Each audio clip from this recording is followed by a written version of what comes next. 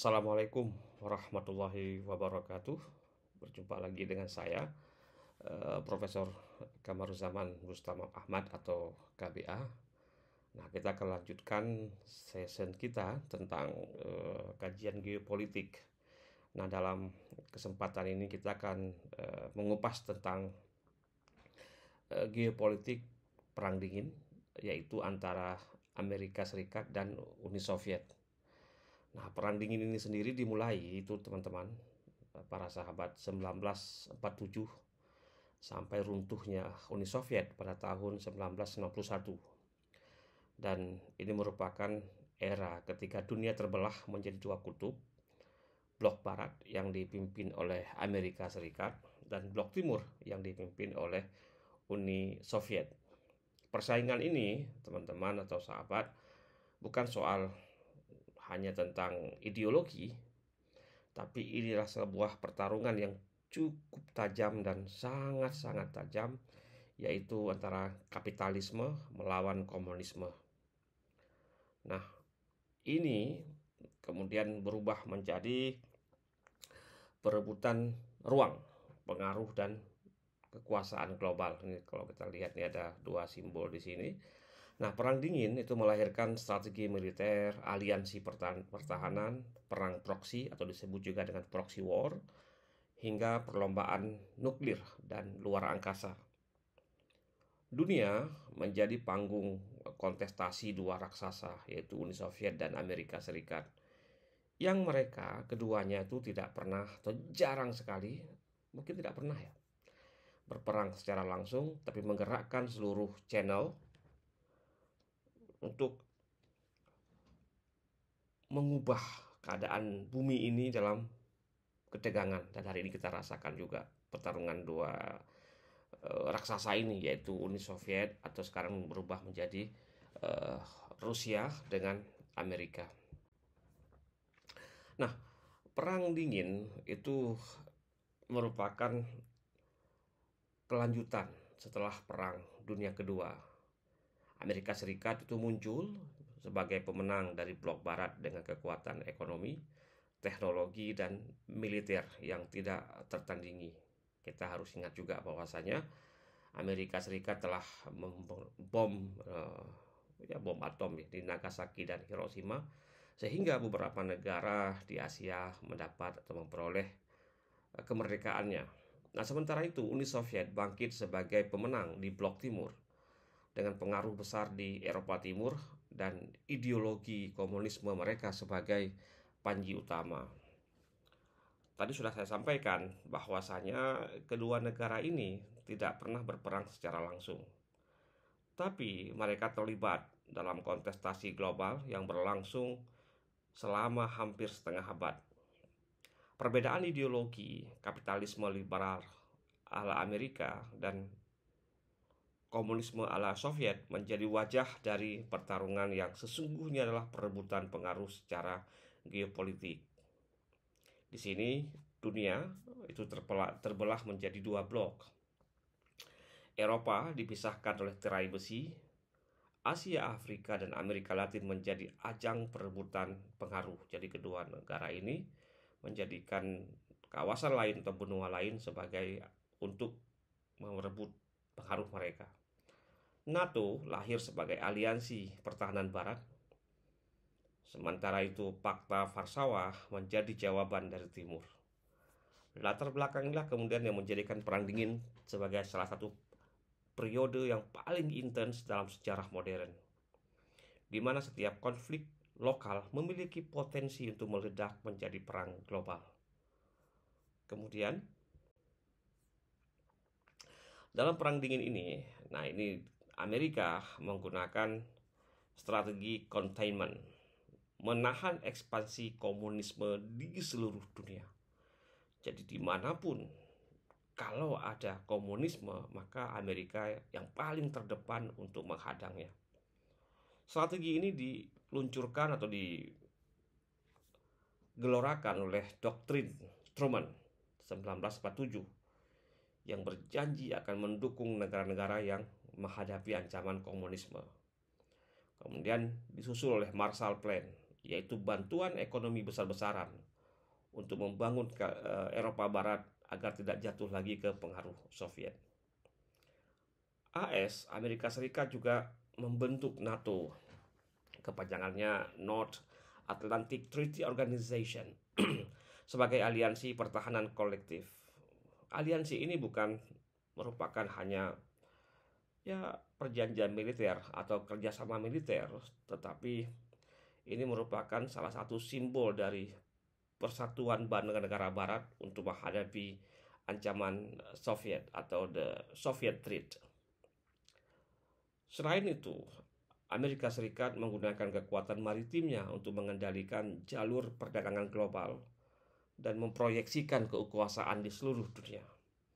Armada laut sudah kita pernah sampaikan pada season sebelumnya, dan pangkalan militer mereka ditempatkan di berbagai kawasan strategis dari Eropa hingga Asia.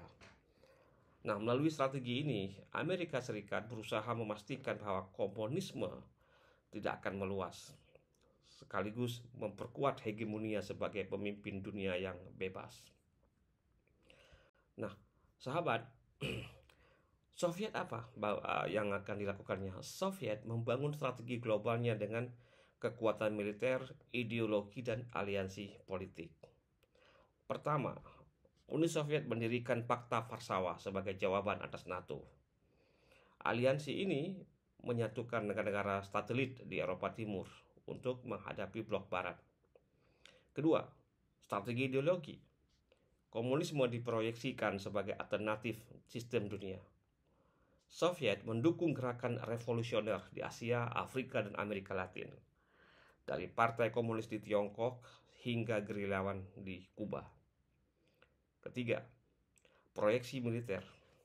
Soviet mengembangkan kekuatan darat terbesar di dunia, disertai dengan arsenal nuklir yang mampu menyaingi Amerika. Racing of Arms atau perlombaan senjata, termasuk senjata nuklir dan luar angkasa, menjadi rivalitas dua blok ini antara blok Barat dan blok Timur. Yang keempat ini ya. Pengaruh ekonomi melalui sistem Comecon, organisasi ekonomi negara-negara komunis untuk melawan atau menghadang dominasi pasar kapitalis. Dengan strategi ini, Uni Soviet berusaha membuktikan bahwa dirinya bukan semacam negara yang kamu boleh buat apa saja untuk kami, tapi dia ingin melakukan atau menjadikan negaranya sebagai pusat kekuatan tandingan Amerika di panggung global. Dan sekarang sudah muncul Cina. Jadi ada 3, Amerika, Rusia, dan Cina. Dan Cina biasanya lebih dekat ke Rusia ketimbang dengan Amerika. Nah, perang dingin ini tidak pernah menjadi perang langsung. Jadi tidak ada perang tatap muka gitu ya. Jadi dia hanya memainkan dengan pola proxy war. Proxy war itu artinya perang yang mengandalkan orang lain untuk melakukan tindakan demi kepentingan sebuah negara. Dan ini contohnya adalah perang Korea 1950-1953. Jadi Korea Selatan didukung oleh Amerika dan sekutunya, sementara Korea Utara didukung oleh Uni Soviet dan Tiongkok. Hasilnya Korea terbelah menjadi 2 hari ini. Korea Selatan pro Amerika, Korea Utara pro Rusia hari ini. Amerika Serikat juga berusaha menahan komunisme ini di tetangga kita, yaitu perang Vietnam 1955 sampai 1975. Tapi akhirnya kalah setelah Vietnam Utara yang didukung oleh Soviet dan Tiongkok memenangkan perang. Jadi usaha Amerika menghadang komunisme di Vietnam itu juga tidak memberikan hasil yang memuaskan. Kemudian muncul lagi perang Afghanistan. Jadi ini dimulai di 1979 sampai 1889. Soviet menginvasi Afghanistan. Namun, ini nanti akan muncul Al-Qaeda, Jemaah Islamiyah, dan semua jaringan-jaringan yang kemudian dicap sebagai terorisme, yaitu apa? Kelompok mujahidin didukung oleh Amerika Serikat, Pakistan, dan Arab Saudi. Perang ini menjadikan Vietnam quote unquote bagi Soviet. Kemudian di Afrika dan Amerika Latin, Angola, Kuba, Nicaragua, dan banyak negara lain menjadi medan perebutan pengaruh dari kedua blok ini, blok Amerika dan blok Uni Soviet. Dalam hal ini, jadi kalau kita lihat secara makro ya, perang dingin cenderung menggunakan sistem proxy war. Proxy war itu ya konflik lokal berubah menjadi bagian dari kontestasi global. Jadi perangnya di lokal, tapi itu adalah bagian dari kepentingan masing-masing yang menjadi pemimpin blok, yaitu blok Amerika dan blok Uni Soviet. Jadi kalau kita lihat Afghanistan, Vietnam, Korea, jadi ini lebih banyak disebabkan oleh perebutan pengaruh antara Uni Soviet dan Amerika Serikat. Nah, perang proksi adalah perang nyata dari sistem yang dibangun dalam perang dingin. Jadi perang ini tidak pernah dideklar secara resmi, tetapi karena tidak resmi justru perang-perang di tingkat lokal itu memberikan korban jutaan manusia di seluruh dunia. Hanya karena dua raksasa ini berkompetisi, berebut pengaruh, akhirnya muncullah beberapa perang terbesar dalam sejarah umat manusia. Ini bahaya sekali rupanya. Kemudian yang paling mengerikan lagi adalah tidak hanya berlangsung di darat dan di laut ya, tapi juga di langit, ruang angkasa dan laboratorium. Amerika dan Uni Soviet terlibat dalam perlombaan senjata nuklir yang cukup super intens. Setelah Amerika menjatuhkan bom atom di Hiroshima dan Nagasaki pada tahun 1945, Uni Soviet segera mengejar dan berhasil menguji bom atom pada tahun 1949. Sejak itu, kedua negara ini berlomba menciptakan senjata nuklir yang semakin dahsyat, dari bom hidrogen hingga misil balistik antar benua. Jadi ini perangnya udah nggak bisa dijangkau dengan pikiran kita. Nah, racing ini atau perlombaan ini melahirkan doktrin MAD. MAD itu sebenarnya bahasa Inggris, artinya gila ya. Jadi MAD itu adalah mutually assured destruction. Jika satu pihak menekan tombol nuklir, pihak lain akan membalas dan dunia akan hancur bersama. Jadi ini kalau Amerika tekan bom nuklir, Uni Soviet juga akan tekan. Jadi yang korban bukan hanya dua negara ini, tapi seluruh isi penduduk dunia ini akan menjadi korban. Selain nuklir, ini juga terjadi di angkasa, di langit sana. Uni Soviet meluncurkan Sputnik pada tahun 1957, satelit pertama di dunia yang disusul oleh Yuri Gagarin sebagai manusia pertama yang sampai di orbit. Amerika nggak tinggal diam. Dia balas dengan program Apollo yang puncak pendaratan manusia di bulan tahun 1969. Jadi ini mereka tidak hanya bertempur di bumi, juga bersaing di langit. Waduh, ngeri juga. Nah, perlombaan senjata dan luar angkasa adalah simbol rivalitas total, teknologi, ideologi, dan prestis politik yang mereka pertaruhkan.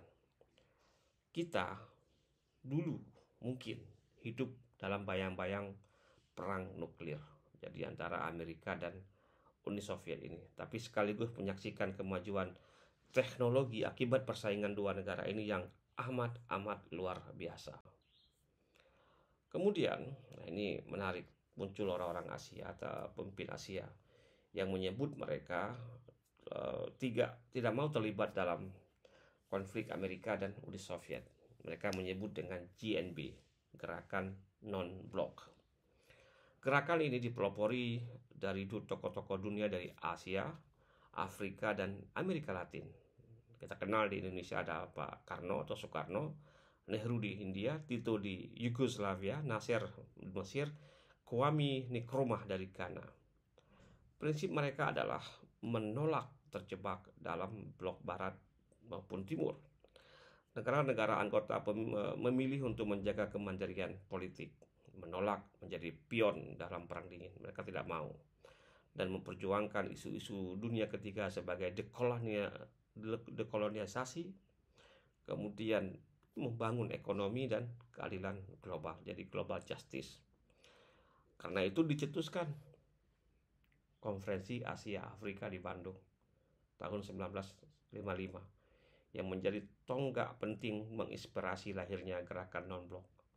Dari sini muncul semangat solidaritas Selatan-Selatan yang menentang kolonialisme baru dan ketidakadilan internasional. Jadi memang gerakan non-blok ini sebenarnya tidak begitu kuat karena dianggap sangat lemah. Ya tahulah lemah itu artinya tidak punya senjata, tidak punya teknologi yang seperti Amerika dan Uni Soviet. Dan mereka mungkin agak sukar untuk menghadapi dua superpowernya. Tapi ini memberikan alternatif space, ruang-ruang baru dalam kancah politik global. GNB atau gerakan non-blok kemudian menjadi semacam perlawanan dari moral. Jadi mereka memperjuangkan moralitas dan politik dari negara-negara yang sedang berkembang yang menolak tunduk pada dua kutub hegemoni dunia. Kemudian sahabat, ini juga muncul lagi nanti keberlanjutannya. Perang dingin bukan hanya persaingan dua superpower, Amerika dan Uni Soviet, tapi sebuah fenomena global yang membentuk wajah dunia di era modern. Pertama, dunia akhirnya terpecah menjadi dua ideologis. Kapitalisme liberal di barat berhadapan dengan komunisme di timur. Pembelahan ini menciptakan blok politik, blok militer, ekonomi yang super kaku, bahkan membelah dunia negara menjadi dua, seperti Jerman dan Korea. Dulu kalau tidak salah saya ada Jerman Barat sama Jerman Timur. Kemudian perlombaan senjata dan nuklir menciptakan fear, takut secara global. Kita hidup pada waktu itu mungkin dalam bayang-bayangan kehancuran dunia ini. Karena apa? Ada persaingan mat tadi itu. Jadi tidak mau dia kalah. Kau kirim nuklir, ku tekan juga nuklir di sini. Jadi persaingan teknologinya harus betul-betul sama untuk sama-sama merasakan kemampuan untuk menghadang kelompok yang dijadikan lawan. Dan yang ketiga apa? Bangkitnya negara-negara ketiga, negara Asia, Afrika, dan Amerika Latin, yang sangat boleh jadi mereka baru merdeka setelah Perang Dunia Kedua. Dan ini kemudian menjadi ajang untuk diperebutkan oleh Amerika dan Soviet. Jadi masing-masing negara akan didekati oleh dua blok ini untuk menjadi aliansi bagi negara-negara berkembang. Yang keempat, warisan politik dan ekonomi.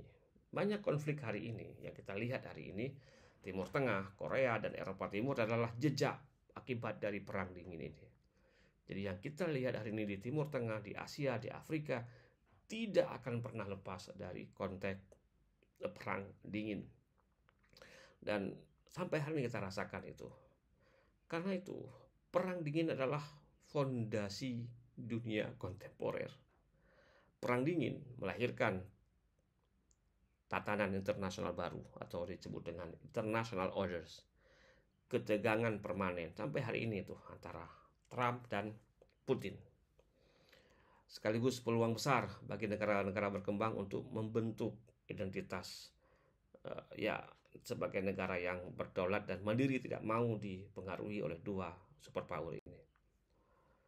Kemudian Perang Dingin akhirnya berakhir setelah runtuhnya Soviet. Jadi di sini Amerika mungkin tidak langsung atau langsung berhasil meruntuhkan Uni Soviet. Tapi pertanyaannya, apakah hari ini kita sudah lepas dari logika Perang Dingin? Saat ini, ketika saya menyampaikan ini, perang di Ukraina memperlihatkan pertarungan antara Rusia dan Barat. Tentu saja kita tidak ingin mengatakan ini perang dingin jadi dua, tapi begitulah adanya hari ini. di mana Amerika berada di belakang Ukraina, kemudian Uni Soviet sampai hari ini masih terus menggempung Ukraina. Kemudian kita lihat juga di Indo-Pasifik, jadi antara Amerika dan Cina. Dari teknologi hingga Laut Cina Selatan, ini masih memberikan ingatan memori kita terhadap perang dingin. Misalnya, perang yang dihindari antara Cina dengan Amerika. Tapi mereka bersaing dalam berbagai hal. Dan yang terakhir, NATO masih bertahan. Sementara Rusia membentuk aliansi baru.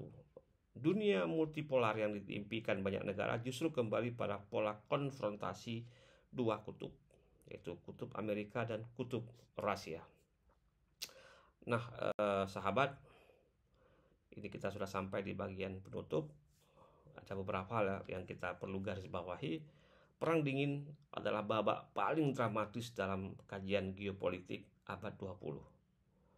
Karena apa? Karena perang dingin ini tidak hanya membicarakan pertarungan ideologi, tapi perebutan pengaruh, hegemoni global, dan wilayah.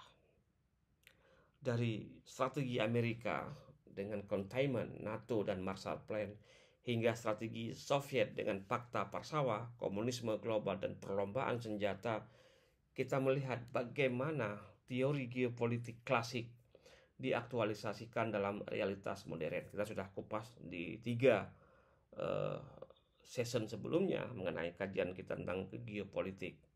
Kemudian perang proksi di Korea, Vietnam, Afghanistan, hingga Afrika membuktikan bahwa rivalitas dua superpower menjadikan dunia sebagai papan catur raksasa.